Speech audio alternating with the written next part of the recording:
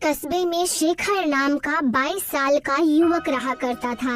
शेखर पढ़ाई लिखाई में बेहद ज्यादा होशियार था, लेकिन शेखर के अम्मी अब्बू बेहद गरीब थे।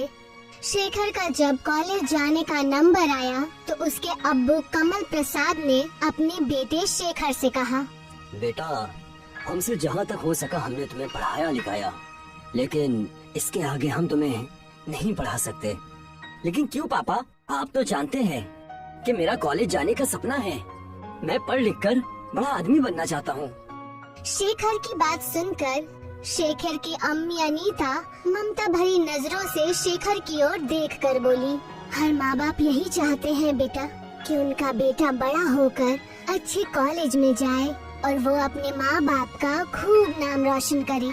लेकिन तुम तो जानते हो कि इन्होंने तुम्हें मजदूरी करके यहाँ तक तालीम दिलवाई है। कॉलेज की फीस का बोझ अब ये नहीं उठा सकते। कोई बात नहीं मम्मी, मैं पापा का दर्द समझता हूँ। मैं जानता हूँ कि पापा ने एक एक रुपया जमा कर कर मुझे इंटर कराया है, लेकिन अब मैं बड़ा हो गया हूँ। मैंने इतनी तालीम हासिल कर ली है कि अब मैं बच्चों को तालीम देकर अपने कॉलेज की फीस निकाल सकता हूँ। पूरे गांव में सिर्फ तुम ही ने इंटर किया है बेटा, वरना तुम तो जानते ही हो कि हमारे गांव का मुखिया किसी भी माँ बाप को अपने बच्चों को पढ़ाने की सलाह नहीं देता। इस कस्बे में जिस भी माँ बाप ने अपने बच्चों को पढ़ाने के लिए सोचा तो मुखिया ने हमेशा उनके कान भर दिए। तुम्हारी मम्मी सही कह रही है बेटा। अरे लोग तो तालीम के फायदे बताते हैं, लेकिन हमारे गांव का मुखिया तो तालीम के नुकसान बताने लग जाता है। बोलता है कि पढ़ने लिखने के बाद लोग बेकार हो जाते हैं, वो किसी काम के नहीं रहते। मेहनत करने से फिर वो दिल चुराने लगते हैं और मजदूरी करने में उन्हें शर्म आने लगती है। बेटा, अब मैं चाहती हूँ कि तुम अपने पापा के काम में हाथ बटाओ। अब तुम्हारे पापा बूढ़े हो चुके हैं। आपको क्या लगता है मम्मी कि मैं नहीं चाहता कि पापा आप आराम से बैठे? लेकिन आप ही बताइए, आप क्या चाहती हैं? क्या मैं भी पापा की तरह मजदूरी करूं? नहीं मम्मी, मैं कुछ अलग करना चाहता हूं। इतना कहकर शेखर वहाँ से चला जाता है। कमला प्रसाद अपनी बीवी की ओर देखते हुए बोले, कोई बात नहीं, वो कुछ अलग और नया करना चाहता है तो इसमें गलत क्या है? मेरा मन कहता है कि मेरा बेटा कुछ न कुछ बड़ा करेगा। अगले दिन शेखर अपना बैग पैक करके शहर जाने की तैयारी करने लगा। कहाँ जा रहे हो शेखर? मैं शहर जा रहा हूँ मम्मी। शहर में मेरा दोस्त नितिन रहता है, मैं उसके साथ उसके कमरे में रह लूंगा और वहाँ मुझे ट्यूशन पढ़ाने के लिए बहुत सारे बच्चे भी मिल जाएंगे। आप दोनों चिंता मत कीजिए, और जैसे ही सब कुछ ठीक हो जाएगा मैं हर महीने आप लोगों को पैसा भेजता रहूँगा। इतना कहकर शेखर अपने घर से निकल गया। शेखर बस स्टैंड पर पहुंचा ही था कि तभी वहां पर गांव का मुखिया टहलते हुए आ गया। शेखर को देखकर मुखिया मजाक उड़ाने वाले अंदाज में शेखर से बोला, क्या हाल है शेखर? कहाँ जाने की तैयारी है? मैं शहर जा रहा हूँ मुखिया जी। हाँ, मैंने सुना है कि तुम शहर जाकर कॉलेज में तालीम हासिल करना चाहते हो। तुम नई पीढ़ी की बच्चों में शर्म नाम की कोई चीज तो बची नहीं है। बाप मजदूरी करते करते बूढ़ा हो गया है, उसका हाथ बटाने की बजाय शहर में मौज मस्ती करने जा रहे हो। अपने हाथ में रहिए मुखिया जी। आप क्या चाहते हैं? मैं भी पापा की तरह अपनी जिंदगी मजदूरी करते करते निकाल दूं? मैं अपने आने वाली पीढ़ी को इस मुसीबत का सामना नहीं करने दूंगा। इतना कहकर शेखर बस में चढ़ गया और कुछ ही घंटों में वो शहर पहुंच गया। शहर में वो अपने दोस्त नितिन के पास पहुंचा ही था कि नितिन उसे अचानक देखकर चौंक गया। क्या बात है शेखर, तुम अचानक यहाँ कैसे? शेखर ने सारा मसला नितिन को कह सुनाया। मुझे ये कहते हुए अच्छा तो नहीं लग रहा है, लेकिन मैं तुम्हारी मदद नहीं कर सकता क्योंकि मेरा रूम पार्टनर 2 दिन बाद यहाँ आ जाएगा। कोई बात नहीं, मैं यहाँ जमीन पर बिस्तर बिछाकर सो जाया करूँगा। वैसे भी तुम और तुम्हारा रूम पार्टनर तो कॉलेज में चले जाते हैं। मैं सुबह शाम बच्चों को ट्यूशन पढ़ा दिया करूँगा और तुम्हारे साथ कॉलेज चला जाया करूँगा। मुझे माफ करना शेखर, ये बातें कहने में अच्छी लगती हैं, लेकिन सच ये है कि 3 लोग एक रूम में एडजस्ट नहीं कर सकते। तुम्हें यहाँ से जाना होगा, और वैसे भी तुम्हें अपने माँ बाप को गांव में अकेला छोड़कर यहाँ नहीं आना चाहिए था। जाओ, जाकर उनके साथ मजदूरी करो। शेखर मुंह लटकाकर वहाँ से चला गया और फुटपाथ पर बैठकर सोचने लगा। अगर गांव वापस चला गया तो सभी लोग मेरा मजाक उड़ाएंगे। समझ में नहीं आता अब मैं क्या करूं। कहाँ जाऊँ? शेखर काफी देर तक गहरी सोच में गुम रहा। कुछ वक्त बाद एक बूढ़ा आदमी शेखर के पास आकर बोला, मैं काफी देर से देख रहा हूँ, तुम फुटपाथ पर अकेले बैठे हुए हो। कोई परेशानी हो तो मुझे बताओ। शेखर ने जब उस बूढ़े को देखा तो उसे उनमें अपने अब्बू की झलक नजर आई। शेखर ने सारा मसला उस बूढ़े आदमी को कह सुनाया कि किस तरह उसके दोस्त नितिन ने उसकी बेइज्जती करके कमरे से निकाल दिया। तुम ये क्यों सोचते हो तुम पढ़ लिख कर ही बड़े आदमी बन सकते हो? आजकल जमाना बहुत बदल गया है। मैं आपकी बात का मतलब नहीं समझा। ये सच है कि शिक्षा बहुत जरूरी है, लेकिन उससे भी ज्यादा सच ये है कि इस देश में जितने भी बड़े बिजनेसमैन हैं और बड़ी बड़ी कंपनी के मालिक हुए हैं, उन सब ने बहुत कम पढ़ाई लिखाई की थी। मेरी एक पिज्जा की दुकान है, तुम चाहो तो मेरी दुकान में काम कर सकते हो और रात में मेरी दुकान पर रुक भी सकते हो। इस तरह तुम्हें अपने गांव वापस नहीं जाना पड़ेगा। शेखर को उस बूढ़े आदमी की बात बेहद पसंद आई। उस दिन के बाद से शेखर उस बूढ़े आदमी के दुकान में डिलीवरी बॉय का काम करने लगा। वो दिन भर मेहनत करके पिज्जा की डिलीवरी करता और रात के समय बूढ़ा आदमी जब दुकान बंद करके चला जाता, तब शेखर उसके दुकान में ही बैठकर रात भर पढ़ाई करता। धीरे धीरे शेखर की समझ में आने लगा कि पढ़ाई और व्यापार दोनों अलग अलग बातें हैं। एक दिन शेखर ने उस बूढ़े आदमी से बोला, मैं पिज्जा बनाना सीखना चाहता हूँ। क्यों नहीं बेटा, जरूर, आज से तुम ही किचन में काम करोगे। शेखर कुछ ही दिनों में बेहद बढ़िया पिज्जा बनाना सीख गया। उसके हाथ के बने हुए पिज्जा लोगों को बेहद पसंद आने लगे। शेखर अब कुछ पैसे बचाकर अपने अम्मी अब्बू को मनी ऑर्डर किया करता था। अचानक उस बूढ़े आदमी का इंतकाल हो गया। उस आदमी के इंतकाल के बाद उस बूढ़े आदमी का बेटा शेखर से बोला, मैं तुम्हें शुरू से पसंद नहीं करता था। पापा को पता नहीं तुम्हारे अंदर ऐसा क्या नजर आया कि उन्होंने पूरी दुकान तुम्हें सौंप दी। तुम यहाँ से जा सकते हो। ऐसा मत कीजिए, आप अगर मुझे दुकान से निकालेंगे तो मैं कहाँ जाऊँगा?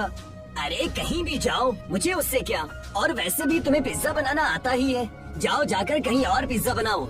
आइंदा मेरी दुकान के इर्द गिर्द भटक भी मत जाना। चलो निकलो यहाँ से। शेखर चुपचाप अपना सामान लेकर उसकी दुकान से बाहर निकल गया। बाहर निकलकर वो फिर से उसी फुटपाथ पर गया जहाँ पर उसकी पहली मुलाकात उस बूढ़े आदमी से हुई थी। मैं हार नहीं मानूंगा। मेरे हाथ का पिज्जा शहर के लोगों को बहुत अच्छा लगता है और वैसे भी कई लोग मुझसे कह चुके हैं मुझे खुद की अपनी दुकान खोलनी चाहिए। क्यों ना मैं उन सबसे मदद मांगू। अब से मैं अपना कारोबार खुद से शुरू करूंगा, किसी के सामने हाथ नहीं फैलाऊंगा। इतना कहकर हर उस जगह पर जाने लगा जहां वो पिज्जा डिलीवरी किया करता था। शेखर के स्वभाव को देखते हुए सभी लोगों ने उसकी बेहद मदद की और कुछ ही दिनों में शेखर ने शहर में एक अपनी छोटी सी दुकान किराए पर लेकर उसमें पिज्जा बनाने लगा। मगर शेखर की दुकान नहीं चली क्योंकि शहर में ब्रांडेड पिज्जा खाने वालों की संख्या बेहद ज्यादा थी। शेखर इसी परेशानी में रात के समय एक बेहद पुरानी बेकरी के पास बैठा हुआ था कि तभी एक आदमी की आवाज उसके कानों में टकराई। कौन हो तुम? मेरा नाम शेखर है। आप कौन हैं? मेरा नाम मोहन लाल है। वो बेकरी देख रहे हो? मैं तो काफी समय से देख रहा हूँ।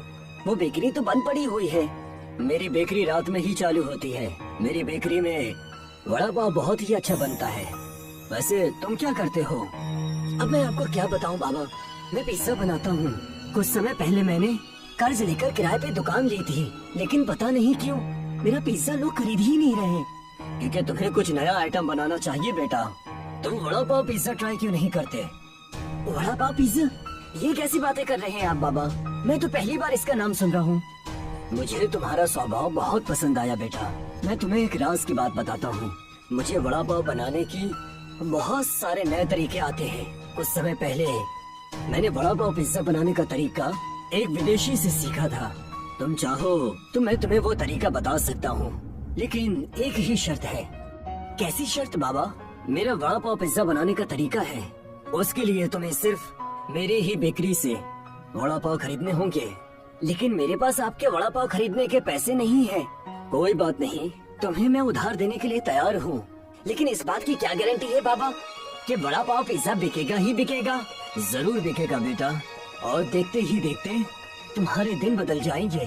इतना कहकर मोहनलाल शेखर को बेकरी के अंदर ले गया। शेखर ने देखा कि बेकरी अंदर से बेहद बड़ी बनी हुई थी, लेकिन वहाँ पर एक भी मजदूर काम नहीं कर रहा था। सिर्फ मशीन ही काम कर रही थी, जो कि ऑटोमेटिक तरीके से वड़ा पाव बनाकर तैयार कर रही थी।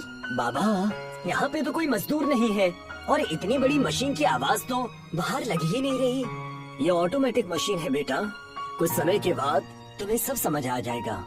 मोहनलाल शेखर को बेकरी के अंदर वड़ा पाव बनाने की विधि समझाने लगा। कुछ ही वक्त में शेखर की समझ में सब कुछ आ गया। शेखर बेहद सारे वड़ा पाव लेकर अपनी दुकान गया और सुबह तक उसने सारा वड़ा पाव पिज्जा बनाकर तैयार कर दिया, जिसकी सुगंध दूर दूर तक जा रही थी। एक बाइक सवार आदमी जो कि वहाँ से गुजर रहा था, अचानक शेखर के दुकान के सामने बाइक रोककर खड़ा हो गया। यहाँ पे तो बहुत अच्छी खुशबू आ रही है। ये वड़ा पाव पिज्जा की खुशबू है। मैं तो इस तरह के पिज्जा के बारे में पहली बार सुन रहा हूँ। लाओ मुझे भी टेस्ट कराओ। शेखर ने एक वड़ा पाव पिज्जा उठाकर उसे दे दिया। वड़ा पाव पिज्जा खाकर वो आदमी खुशी से उछल पड़ा। यकीन मानो, मैं पिज्जा खाने का बहुत ज्यादा शौकीन हूँ, लेकिन इतना लजीज पिज्जा मैंने पहले कभी नहीं खाया। ये वड़ा पाव पिज्जा है सर, क्या आपको पसंद आया? मुझे बहुत ज्यादा पसंद आया। मैं एक न्यूज रिपोर्टर हूँ, मैं तुम्हारे वड़ा पाव पिज्जा की तारीफ जरूर करूँगा। इतना कहकर वो वहाँ से चला गया। कुछ ही दिनों में देखते ही देखते शेखर का वड़ा पाव पिज्जा बेहद मशहूर होने लगा। अब शेखर ने अपना खुद का बेहद अच्छा मकान शहर में ले लिया था। शेखर ने अब MBA भी कंप्लीट कर लिया था, लेकिन अब उसका पूरा ध्यान अपने वड़ा पाव पिज्जा के बिजनेस की ओर था। कुछ वक्त के बाद एक कंपनी का मालिक शेखर के पास आकर बोला, मेरा नाम एडवर्ड है, मैं अमेरिका में रहता हूँ। मैंने तुम्हारे वड़ा पाव पिज्जा की तारीफ बहुत सुनी है। मैं चाहता हूँ कि आज से ही तुम अपने वड़ा पाव पिज्जा की दुकान अमेरिका में खोलो। सच तो ये है कि मैं तुम्हारे साथ पार्टनरशिप करना चाहता हूँ। ये तो मेरे लिए बहुत ज्यादा खुशी की बात है। शेखर ने एडवर्ड के साथ पार्टनरशिप कर ली और देखते ही देखते शेखर का वड़ा पाव पिज्जा वर्ल्ड में बेहद फेमस होने लगा। कुछ वक्त बाद शेखर को बेस्ट बिजनेसमैन का अवार्ड मिला। उस अवार्ड के मिलने की खुशी में शेखर के अम्मी अब्बू और कस्बे के मुखिया के साथ शेखर के पास पहुँचे। वैसे तो मुझे शुरू से ही यकीन था कि तुम कुछ अलग और बड़ा ही करोगे। मुझे अपनी आंखों पर भरोसा नहीं हो रहा मेरे बेटे कि तू इतना बड़ा आदमी बन गया। तुम्हारे पापा बिल्कुल सही कह रहे हैं बेटा। मुझे खुशी है कि तुमने उस वक्त मेरी बात नहीं मानी। अगर तुम मेरी बात मान लेते तो तुम भी अपनी पापा की तरह एक मजदूर ही रहते। मुझे माफ कर दो शेखर, मुझे आज समझ में आ गया है कि अगर दिमाग के साथ तालीम भी जुड़ जाए तो इनका मुकाबला कोई नहीं कर सकता। तुमने न सिर्फ हमारे गांव का बल्कि इस देश का भी नाम बहुत रोशन किया है। मुझे तुम पर बहुत फख्र है। शेखर ने मुखिया और अपने अम्मी अब्बू से बोला, मेरे इस सफलता के हकदार मेरे दोस्त मोहनलाल जी है। अगर वो अपनी बेकरी से वड़ा पाव पिज्जा नहीं देते तो शायद मैं कभी इतना बड़ा आदमी नहीं बनता। आज भी उन्हीं की बेकरी के बने हुए वड़ा पाव पिज्जा मेरी कंपनी में आते हैं। तो फिर तो तुम्हें उन्हें शुक्रिया कहना चाहिए बेटा। आपके आने से पहले मैं उन्हीं के पास जाने की तैयारी कर रहा था। तो जाओ बेटा, अच्छे काम में देरी नहीं करना चाहिए। शेखर अपनी कार से उस बेकरी के पास जा पहुंचा। वो बेहद दिनों बाद बेकरी के पास आया था। मोहनलाल ने बेहद दिनों से शेखर से पेमेंट भी नहीं ली थी, मगर शेखर ने देखा कि उस बेकरी के पास कोई भी नहीं था। वो बेकरी बंद पड़ी हुई थी। शेखर बेहद हैरत से उस बंद बेकरी की ओर देखने लगा कि तभी एक आदमी की आवाज उसके कानों पर पड़ी। क्या देख रहे हो? मेरा नाम शेखर है। वैसे तो इस समय मोहनलाल जी बेकरी के सामने होते हैं, लेकिन पता नहीं आज उनकी बेकरी बंद है। ये तुम कैसी बातें कर रहे हो? ये बेकरी तो बरसों से बंद पड़ी है। और जिन मोहनलाल की तुम बात कर रहे हो वो तो बहुत सालों पहले हुआ करते थे। क्या कहना चाहती हो तुम? मोहनलाल जी 1950 के दशक में इस कंपनी के मालिक थे। आप कौन हैं? मैं साफ सफाई करने वाला कर्मचारी हूँ। इतना कहकर उस आदमी ने एक चेक निकालकर शेखर को दे दिए। कई महीनों से मुझे ये चेक यहाँ पर पड़े हुए मिल रहे हैं। इसमें किसी शेखर नाम के आदमी की सिग्नेचर है। क्या वो तुम ही हो? हाँ, वो मैं ही हूँ। तुम्हारा दिमाग तो ठीक है।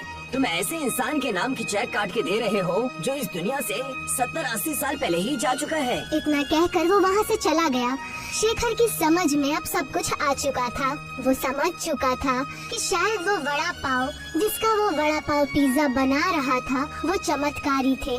शेखर मुस्कुराता हुआ वहाँ से निकल गया। मगर वो आज भी वड़ा पाव पिज्जा बनाने के लिए